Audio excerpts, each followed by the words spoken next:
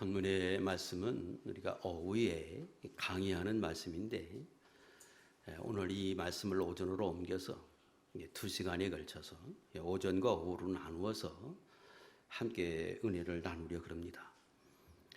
예수님이 공생애로 계시는 동안에 예수님께 나와서 오늘 본문에 있는 사람이 질문한 것처럼 선생님 아니면 주님 내가 무엇을 하여야 영생을 얻으리까 이렇게 질문한 사람이 두 사람이 있었습니다. 첫 번째 사람은 누가복음 10장에 있는데 율법 교사였습니다. 그도 와서 같은 질문을 했습니다. 그리고 오늘 우리가 보는 어떤 사람, 이 두 사람이 예수님께 나와서 똑같은 질문을 했습니다. 그 첫 번째 질문한 율법 교사에 관한 이야기는 제가 한 약 1년 전에 2시간에 걸쳐서 그 부분을 자세하게 여러분과 함께 은혜를 나눴습니다. 자, 오늘은 이 본문에 나오는 이 사람의 질문에 대해서 예수님이 어떻게 답변하셨는지, 그리고 그 답변이 오늘 우리에게는 어떤 교훈을 주고 우리가 뭘 새겨야 하는지, 자, 이 부분들을 함께 생각하면서 은혜를 나누길 원합니다. 17절부터 19절의 내용을 정리하면 이렇습니다. 한 사람이 예수님께 나와서 선한 선생님, 내가 무엇을 해야 영생을 얻습니까? 하고 예수님께 여쭈니까 예수님이 말씀하기를 내가 어찌하여 나를 선하다 하느냐? 하나님 한 분 외에는 선한 이가 없느니라 이렇게 말씀하시면서 내가 잘 아는 계명이 있지 않느냐? 그러면서 그 5계명부터 10계명 중에요. 그 계명에 대해서 설명해 주시는데 5계명부터 순서적으로 말씀한 게 아니고 제 6계명 살인하지 말라, 간음하지 말라, 도둑질하지 말라, 거짓 증언하지 말라, 그리고 남의 것을 빼앗고 이웃 것을 탐내지 말라. 그렇게 10번째를 말씀하시고 다시 5번째로 돌아가서 내 부모를 공경하라. 그 말씀을 하나님이 주시지 않았느냐 하고 예수님이 그 사람에게 이렇게 대답을 해 주셨습니다. 자, 이 질문 속에서 우리가 먼저 이 사람이 어떤 사람인지 또 그가 어떤 신앙을 가졌는지를 좀 살펴야 하는데요. 이 사람에 대한 이야기가 공관복음, 마태, 마가, 누가복음에 다 기록이 됐습니다. 마태복음 19장 19절에는 청년이라고 말하고 재물이 많은 사람이었다 이렇게 기록되어 있습니다. 띄우세요. 누가복음에는 18장에 있는데 어떤 관리로 기록되어 있습니다. 그러니까 정리하면 청년은 청년인데 여기서 청년은 나이가 30대, 40대 그 정도도 청년으로 유대인들은 1차적으로 이야기합니다. 청년이면서 공무원이고 그리고 부자다. 그게 오늘 본문의 이 어떤 사람, 그 사람입니다. 이 사람이 예수님께 나와서 질문한 그 의도는 선한 것으로 보입니다. 이전에 율법 교사는 누가복음 10장 25절에 설명하기를 어떤 율법 교사가 일어나 예수를 시험하여 이르되 선생님이 내가 무엇을 하여야 영생을 얻으리까? 시험하기 위해서 물었고 오늘 본문의 말씀은 진짜 영생을 얻고 싶어서 예수님께 물은 것으로 그렇게 보입니다. 그러니까 그 의도가 동기가 전혀 다르지요.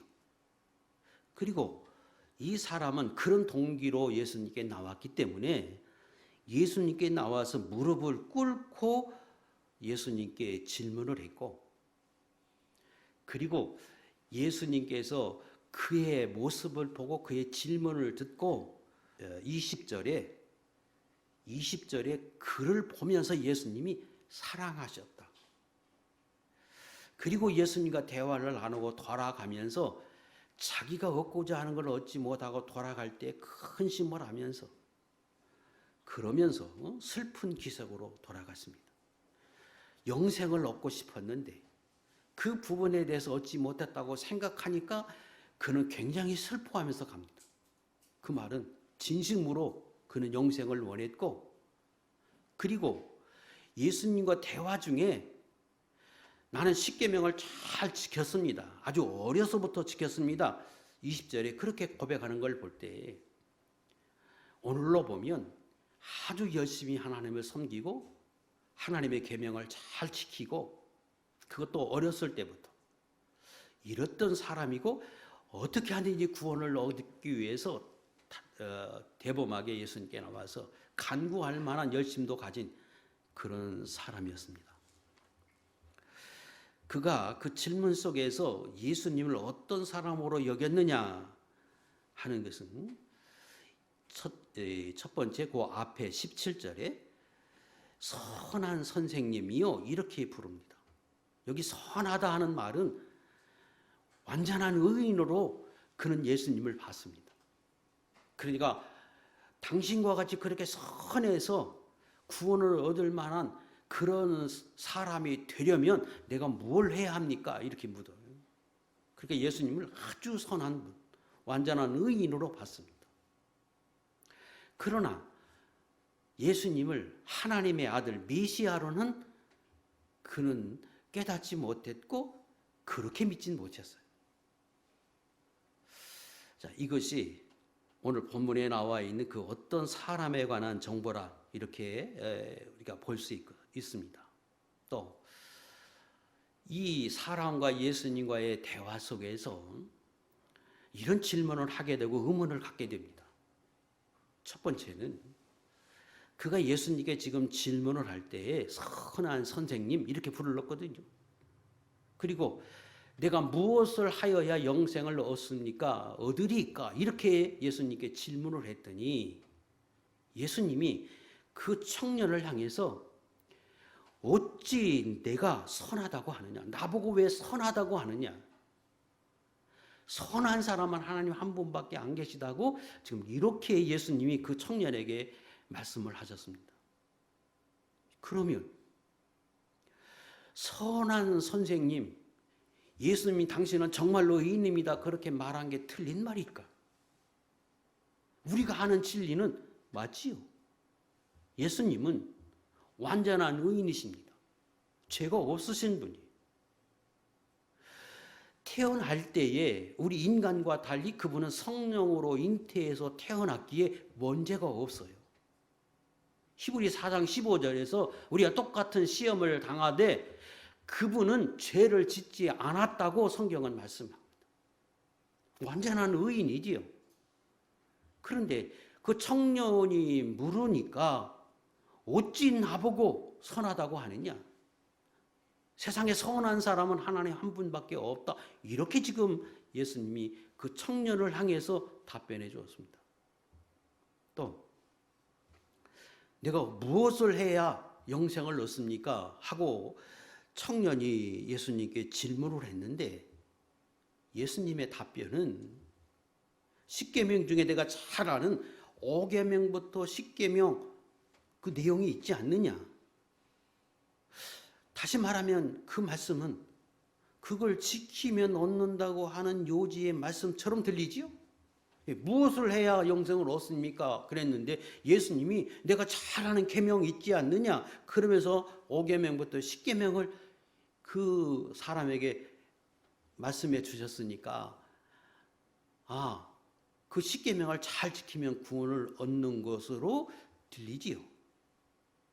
그러면 정말로 우리가 하는 10계명을 잘 지키면 구원을 얻느냐? 아니잖아요.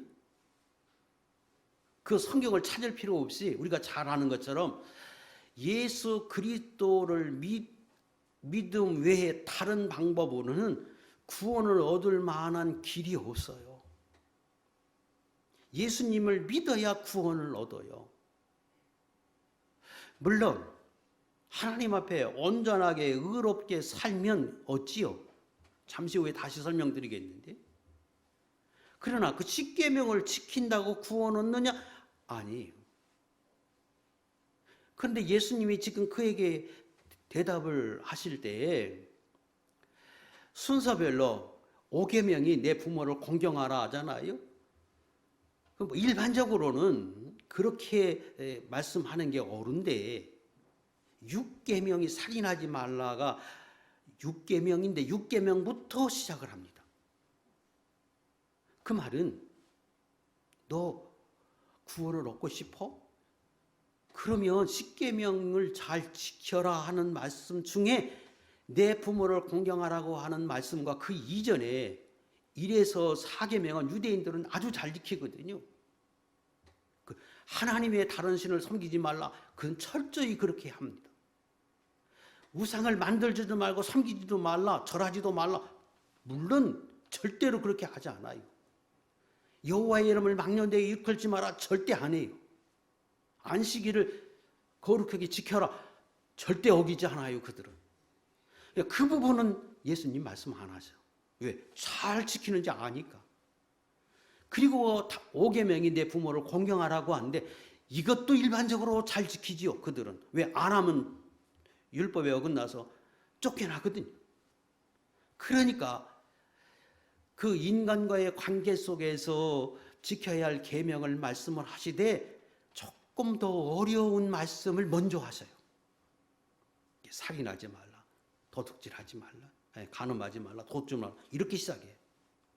그런데 예수님이 말씀하시는 이 계명들은 아주 험하게 말씀하시잖아요. 마태복음 5장 띄우세요. 22절 시작. 나는 너희에게 이르노니 형제에게 노하는 자마다 심판을 받게 되고 형제에 대하여 나아가라 하는 자는 공회에 잡혀가게 되고 미련한 놈이라 하는 자는 지옥불에 들어가게 되리라. 이게 예수님의 가르치심이에요. 살인하지 말라 6계명이에요. 그런데 사람만 안 죽이면 되느냐? 구약엔 그랬는데 예수님의 가르침은 아니에요. 미워해도 살인이고, 여기 나가라고 하는 거, 노하는 것, 이것도 하나님이 진노하게 하는 거예요. 사람에 대해서 노하는 걸. 그리고 말하고 하는 말은 욕이에요. 이 바보 같은 사람. 이렇게만 해도 그거 하나님 앞에서 옥에 갇힐 만한 일이라고 말해요. 그런데 우리가 살면서 남한테 욕 안 해요? 또 그 이후에 또 하나님 말씀하시죠. 간음하지 말라. 그것도 마음으로 음행을 품는 것 이미 가능한 거다. 이렇게 말씀하시거든요. 그러니까 지금 이 청년에게 그 부분을 강조해서 지금 말씀하고 계세요. 이 말씀은 인간이 율법을 지켜서 행위로 의롭게 살아서 하나님 앞에 의인으로 인정을 받고 구원을 얻을 수 있다. 이 생각이 옳지 않다. 그럴 수 없다고 하는 것을 사실은 말씀해 주고 싶은 거예요. 그래서 그 계명, 어려운 계명을 지금 말씀하고 지켜라 하고 지금 말씀을 하고 계십니다. 그리고 갈라디아 3장 10절과 2절까지의 내용을 우리가 잘 아는데 좀 띄워보세요. 읽겠습니다. 먼저 10절 11절 시작. 누구든지 율법책에 기록된 대로 모든 일을 항상 행하지 아니하는 자는 저주 아래에 있는 자라 하였음이라. 또 하나님 앞에서 아무도 율법으로 말미암아 의롭게 되지 못할 것이 분명하니 이는 의인은 믿음으로 살리라 하였습니다. 놔두세요. 하나님의 율법이 음욕만 품어도 안 되고 미워해도 안 된다. 그러므로 율법을 행해서 의롭게 될 수 있는 것은 없구나. 안 되는 거구나. 분명하구나.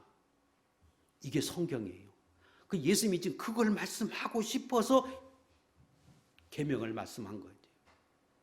그래서 신약시대 때 저와 여러분은 의인은 믿음으로 산다고 하는, 곧 예수님을 믿음으로 산다고 하는 진리를 통해서 구원을 얻고 그렇게 하나님 앞에 의롭다함을 얻는 것이지, 의를 행하여 얻을 수 있는 게 아니다고 지금 말씀하고 싶어 하세요.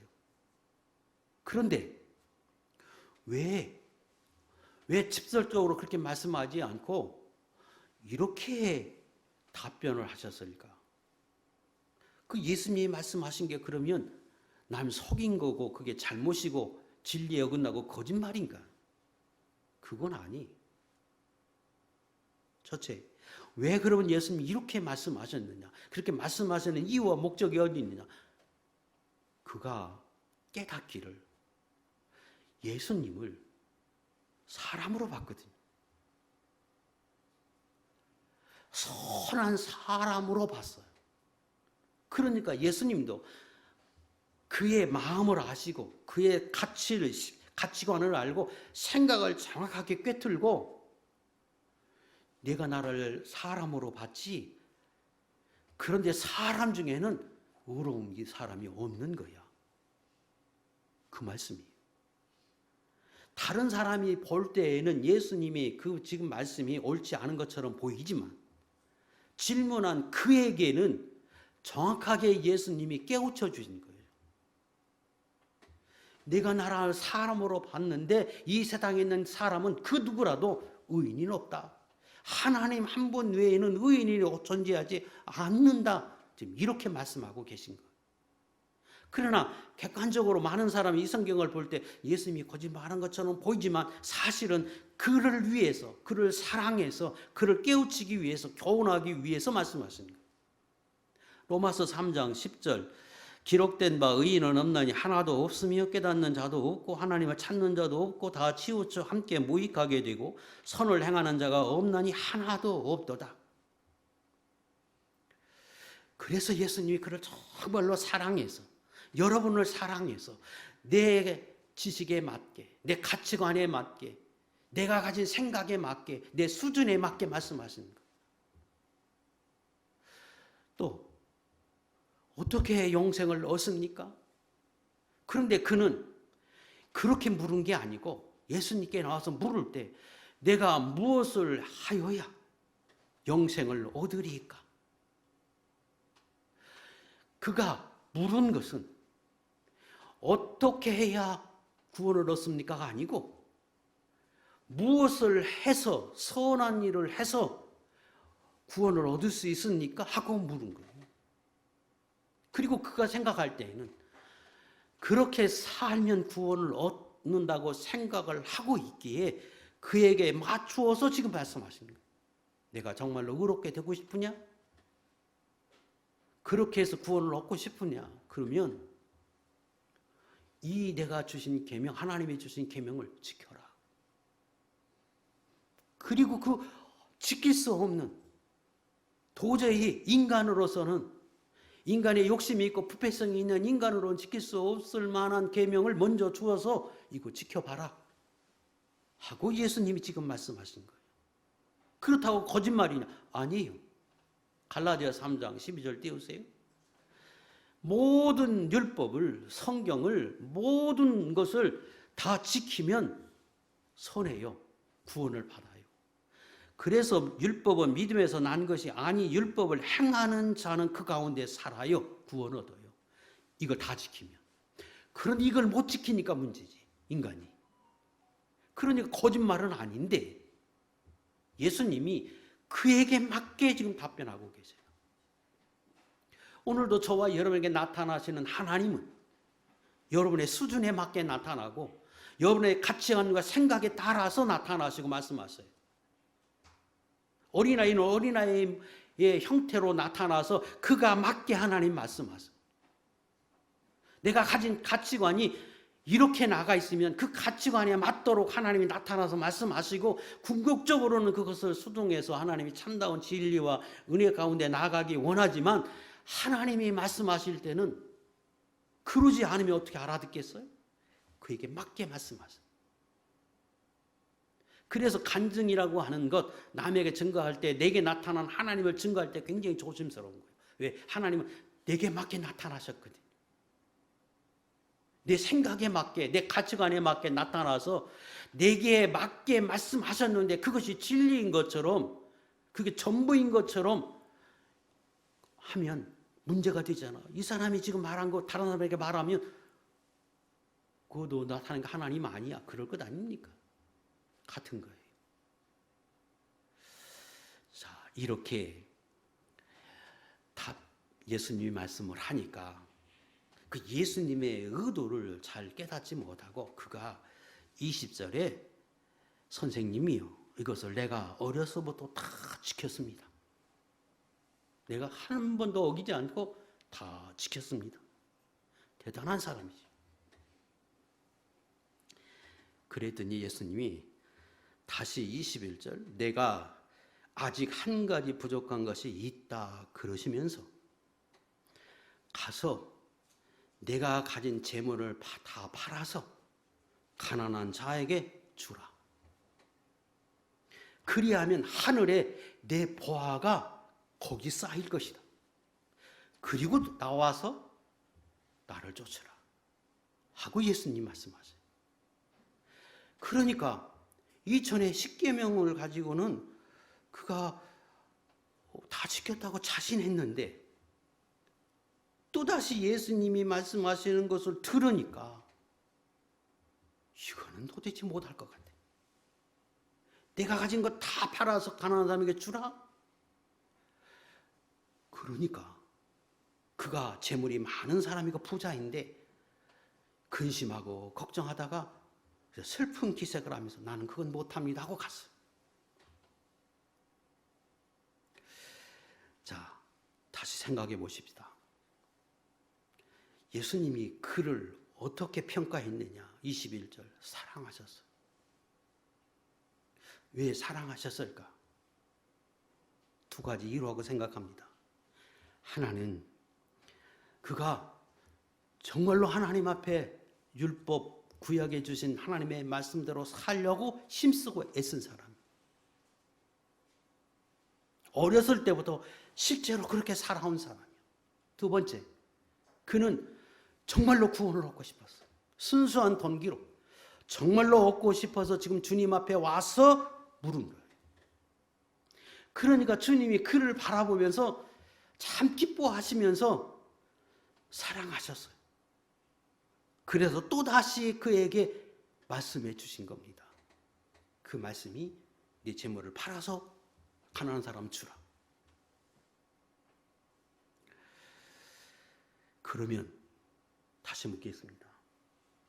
그 사람이 예수님이 그 말씀을 듣고 재물을 다 팔아서 가난한 사람에게 주면 구원을 얻습니까?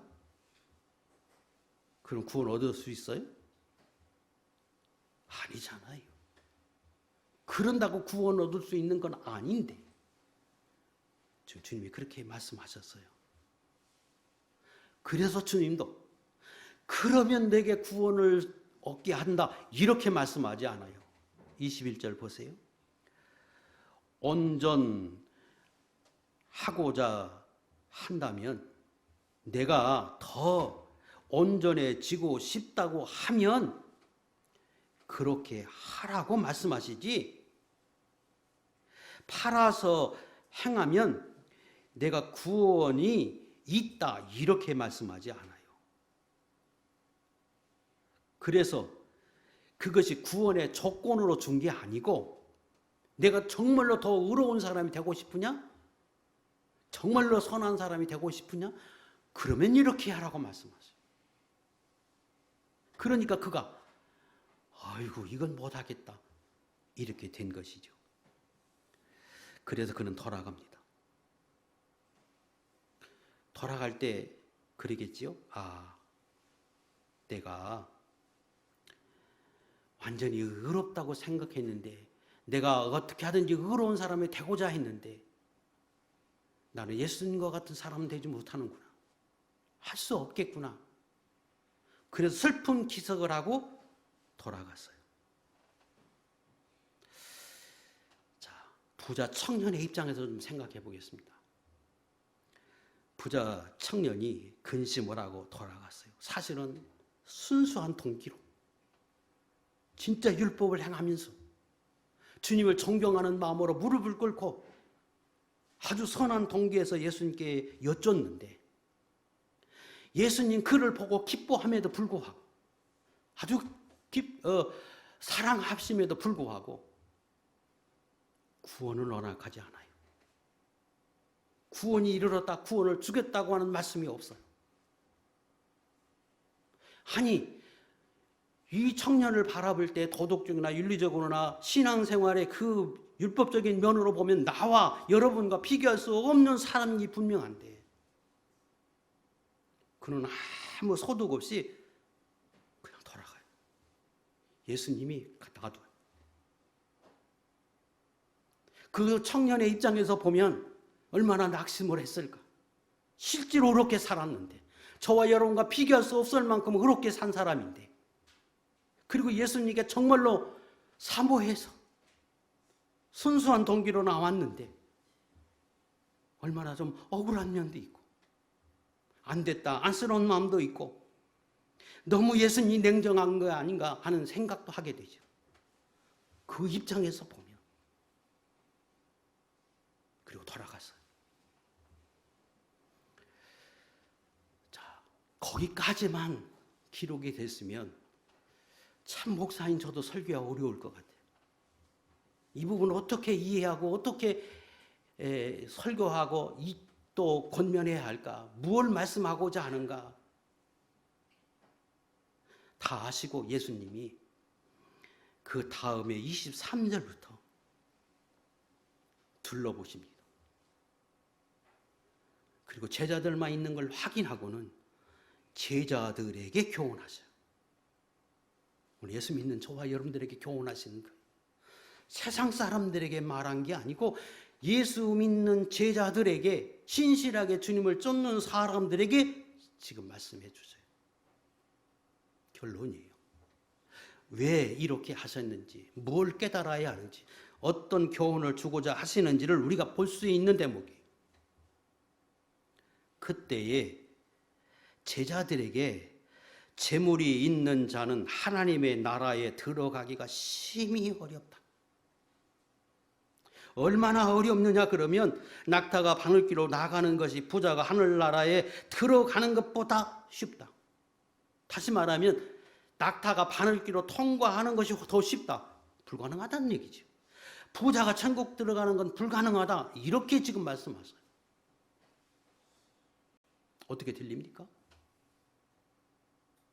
그때 거기 있던 제자들이 그 말씀을 듣고는 매우 놀랐어요. 26절. 아니 그러면 나도 못 들어가겠다. 아니 내 재산을 다 팔아가지고 다 주라. 부자는 못 들어가는 것처럼 지금 말씀하시면 아니 예수 믿고 하나님을 섬기는 사람은 물질의 부자가 되는 것이 복을 받았다고 생각하는 게 일반적인데 다 주라. 그거 못하겠다 그러니까 그러면 구원 못 얻는 것처럼 들립니까? 제자들이 매우 놀라서 여기 계신 분도 많이 놀랄 분 계실지 모르겠어요. 그러면서 서로 속삭여요. 도대체 그러면 누가 구원을 얻을 수 있단 말이냐?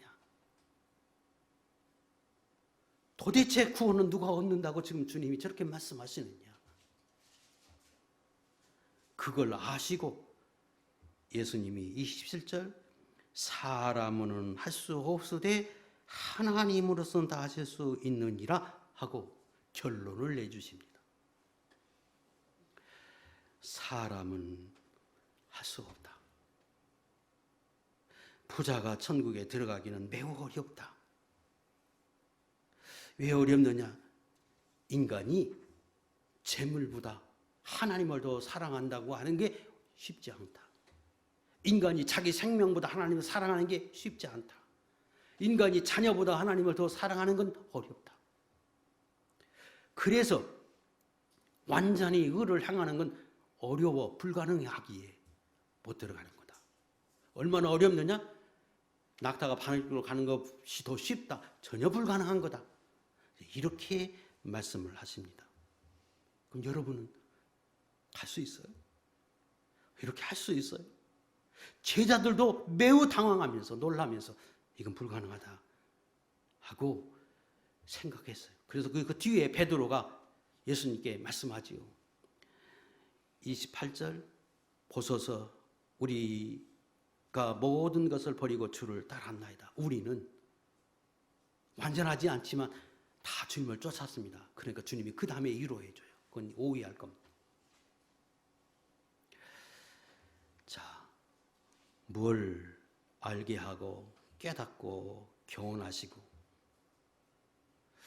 뭘 우리에게 주시는 교훈이 뭔가 저 나름대로 몇 가지만 생각해 보겠는데, 첫째는 아까 그 청년의 입장에 생각해 보면 얼마나 억울하기도 하고 안쓰럽기도 하고 그렇잖아요. 그때에 누가 만약에 예수님께 어떻게 그렇게 하십니까?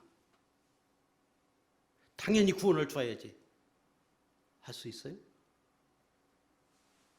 누구도 하나님 앞에서는 구원을, 복을, 상을, 평강을 구할 수 있는 사람이 없다는 거예요. 왜? 하나님 앞에 죄인이에요. 이 세상에 그 누구가 어떤 의를 행하고 열심을 행해도 그 어떤 성도가 하나님 앞에 믿음대로 살아도 그 하나님 앞에, 예수님 앞에 대가로 내게 구원을 주십시오. 왜? 내가 이렇게 살았으니까. 내게 복을 주십시오. 내게 평안을 주십시오. 하고 말할 사람이 없다. 왜? 완전한 하나님 앞에 거룩하신 하나님 앞에 완전하게 설 수 있는 사람이 없기에. 그래서 예수님도 그에게 원하는 것을 대답을 해주셨지만 가만히 계셔요. 근데 그걸 불공평하다, 불의하다 아무도 말할 수 없어요. 그것은 하나님에게 앞에 완전한 의인이 없음에도 불구하고 이 세상에 사는 수많은 인류의 모든 사람이 마땅히 구하고 마땅히 받아야 할 만한 자격자가 아님에도 불구하고 하나님은 자연은총을 통해서 오늘도 은혜를 주시고 용납해 주고 참아 주신 것에 감사할 뿐이지, 왜 우리에게 이렇게 행하십니까? 왜 모두에게 구원을 주시지 않습니까? 내게 평강을 주시지 않고 은혜를 도와주지 않습니까? 내가 이렇게 헌신함에도 불구하고 말할 사람이 없다는 거예요. 또 누구도 하나님 앞에서 원망하거나 불평하거나 불의하다고 말할 수 있는 사람이 없다. 마치 이 부자 청년이 내가 이렇게 살았는데 왜 나에게 구원을 주지 않습니까? 약속해 주지 않습니까? 말할 수 없는 것처럼 그 누구도 하나님 앞에 말할 수 없다. 본문에 나와 있는 부자 청년, 이렇게 의롭게 산 사람도 안 된다. 성경에 나와 있는 욥과 같은 사람이라도 안 된다. 이게 성경이. 띄우세요. 욥기서 1장 1절에 보면 욥에 대해서 성경은 이렇게 시작합니다. 시작. 우스 땅에 욥이라 불리는 사람이 있었는데 그 사람은 온전하고 정직하여 하나님을 경외하며 악에서 떠난 자더라. 그래서 하나님도 인정합니다. 사단도 인정했어요. 욥은 완전한 사람이다. 그런데 그 사단이 그 욥에게 지켜보고는 하나님께 와서 그가 하나님을 잘 섬기고 그렇게 의롭게 선하게 사는 건 하나님 복 주어서 그렇게 사는 겁니다. 그가 어려움당하고 고난당하면 그도 인간과 똑같이 죄짓고 그렇게 살 겁니다. 아니다. 하나님이 그러시잖아요. 그 사단이 계속 하라니까 그럼 해봐라. 그래서 우리가 아는 것처럼 욥에게 환란이 오기 시작했습니다.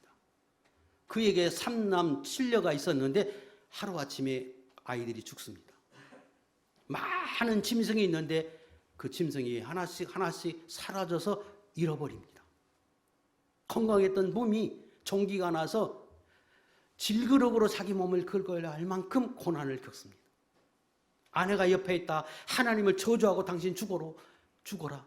당신과 같이 선하게 의롭게 하나님께 산 사람인데 이런 고통을 주는 그 하나님 저주하고 죽어라 그래도 그는 하나님 내게 복을 주었으면 화주는 것도 맞고 하나님이 주신 거 하나님이 거둬가시는 것 그거 하나님이 하시는 거고 하나님 원망하지 않아요.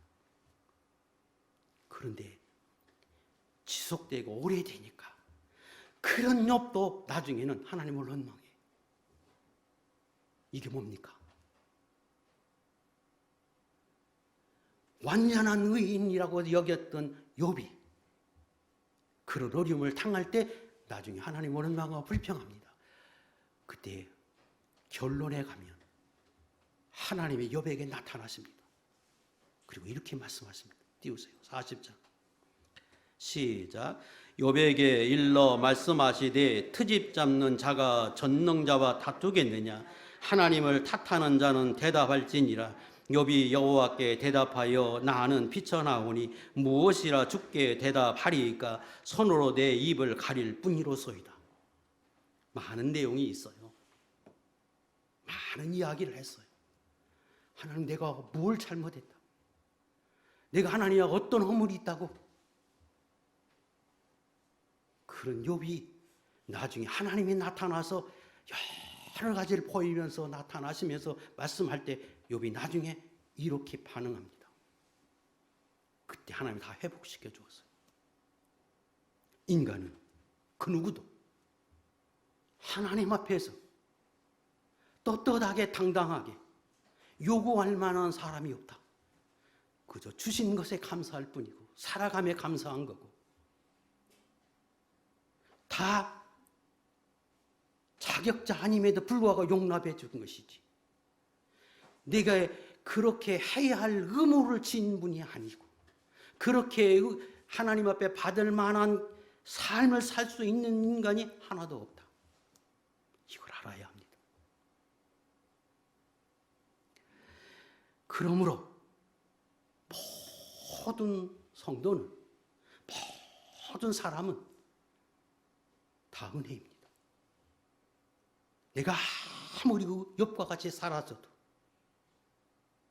내가 여기 본문에 나와 있는 부자 청년과 같이 살아도 은혜다.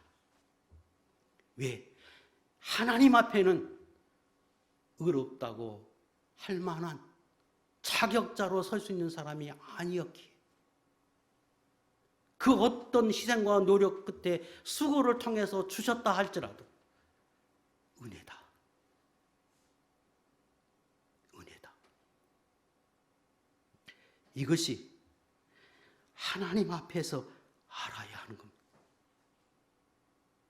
그래서 이 부자 청년을 통해서 예수님이 침묵하시고 가만히 계셔요. 아마 개인적으로는 이후에 하나님이 그에게 구원을 주셨다고 저는 개인적으로는 생각합니다. 그러나 성경은 아니에요. 그러나 이 기록을 통해서 우리에게 교훈하고 싶어 하시는 건 그거예요. 오히려 의롭지 못한 하나님의 주신 은혜를 받고 삶에도 불구하고 용납해주고 가리워주고 복을 주시고 하나님이 하신 것에 감사할 뿐이다. 아니 이 세상을 살펴보면 얼마나 욥과 같은 사람이 많고 얼마나 부자 청년과 같은 사람이 많고 나하고는 비교하지 못할 만큼 도덕적이고 윤리적인 사람이 많은데 다 제껴놓고 나를 부르시고 나에게 은혜를 주어서 하나님을 알게 하고 예수님을 믿게 하셨는가? 그들은 그렇게 도덕적이고 윤리적이 살아도 완전한 의인이 아니기에 구원받을 수 없고 버림받을 수밖에 없는 인간들인데, 나는 거기에 비교할 수도 없는 사람인데 하나님 내게 은혜를 줘서 나는 하나님의 자녀가 되게 하셨다. 감사할 뿐이에요. 내가 아무리 어렵게 살았다고 할지라도, 내가 아무리 열심히 하나님 앞에 헌신하고 봉사하고 수고했다고 할지라도 은혜다, 감사하다.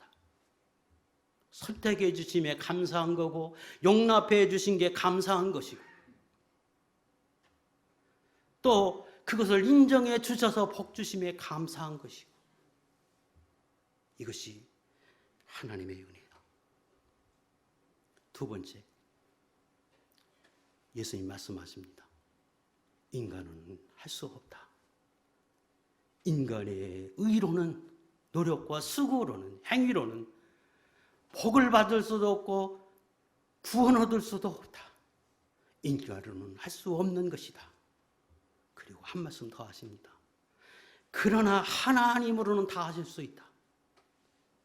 뭘 하실 수 있다는 말입니까? 두 가지. 하나님으로 구원받게 할 수 있다. 하나님으로 하나님의 주신 복을 받게 할 수 있다. 구원도 하나님의 은혜고, 그 거룩하신 하나님 앞에 받는 그 무엇도 다 은혜다. 하나님이 하심으로 가능한 것들이었다고 하는 거예요. 하나님께서 우리에게 어떻게 구원을 얻게 하고 어떻게 우리에게 복을 얻게 하십니까? 그것은 나로 하여금 스스로는 하나님께 설 수 없는 사람, 스스로는 하나님 앞에 나갈 수 없는 사람, 그걸 깨달아서 하나님 앞에 나의 한계를 깨닫고 나의 부족을 깨달아서 우리는 또 다른 방법, 하나님 앞에 나가고 은혜로 주님 앞에 복을 받을 수 있는 또 다른 방법, 그 예수 그리스도를 통해서 구원 얻게 하시는 이 방법, 그걸 알아서 하나님 앞에 겸손히 자기를 의지하지 않고 자기 행위를 의지하지 않고 주님을 의지하고 주 앞에 궁예를 구하는 사람, 이것이 영생을 얻게 하는 비결이요 복을 받게 하는 비결이라는 겁니다. 그걸 알아야지. 만약에 그러지 않는다고 하면 오늘 본문에 나와 있는 이 부자와 같이 자기가 어떻게 하든지 할 수 있다고 생각해서 그게 무엇이든지 스스로 해보겠다고 하는 그 최선을 의롭게 하고 최선을 다하고 힘을 다하고 노력을 다하지만 그 어떤 것으로는 하나님의 은혜를 구하고 또 하나님 앞에 받을 만한 자격자는 될 수 없는 것이다. 그걸 아는 것이 먼저예요. 아무리 어렵게 살아도 아무리 노력해도 그것으로는 하나님 앞에 갈 수 없고 하나님의 도움을 구할 수 없는 게 우리 인간이다. 그리고 그게 성경이고 그걸 우리에게 가르쳐주고 그걸 깨닫게 해요. 근데 어떻게 깨닫게 하느냐? 내가 실패를 통해서 해보려고 하는데 안 됨을 통해서 아픔을 통해서 이런 것을 통해서 비로소 자기 한계를 깨달아. 그래서 인간이 비로소 하나님을 바라보게 하나님을 의지하게 되는 것이 의지가 약해섬이 아니라 그것이 하나님 앞에 복을 받고 은혜를 얻는 비결이기에 주님은 그 방법을 사용하세요. 그게 하나님이 하시는 거예요. 그래서 깨어지게 해요. 비로소 자기를 알게 해요. 비로소 인간이 어떤 존재인지 내가 어떤 존재인지를 알게 하시는 것, 그거 하나님이 하시는 거예요. 그게 하나님이 하시는 거예요. 저와 여러분은 다 그런 하나님의 일하심 속에서 비로소 하나님을 발견하게 됐고 주님 앞에 나가게 됐고 주님을 의지하게 됐고 그래서 하나님 앞에 도저히 나갈 수 없는데 예수님을 이 땅에 보내주시고 그분의 보혈로 인하여 그 하나님 앞에 나갈 수 있는 길을 열어주심을 우리에게 알게 하셔서 우리는 그 힘에 의지해서 주 앞에 구원을 구하고 오늘도 복을 구하고 내 환경과 여건 중에서 하나님의 은혜를 구하는 거예요. 근데 그거 다 제껴버리고 어떻게 하면 내가 할 수 있다고 몸부림치는 건 그건 마치 오늘 본문에 나오는 부자의 어리석음과 같아서